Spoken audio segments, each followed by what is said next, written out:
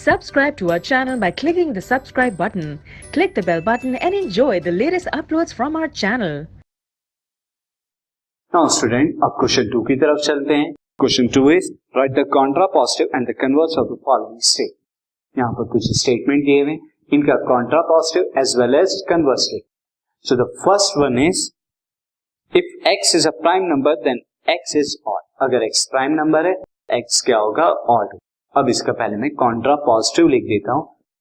First one is यहां पर contrapositive क्या होगा?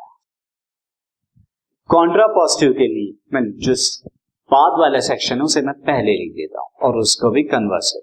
If x is odd, if x is not odd, if x is not odd, then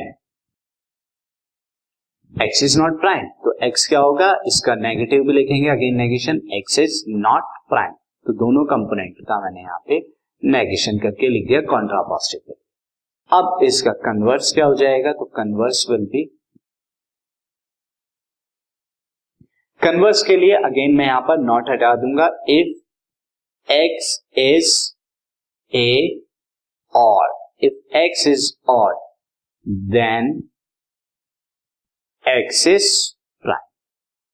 x क्या होगा? Prime हो. तो ये यहां पर क्या होगा? कॉन्ट्रापोजिटिव एंड कन्वर्स हो गया. अब सेकंड पार्ट पर चलते हैं.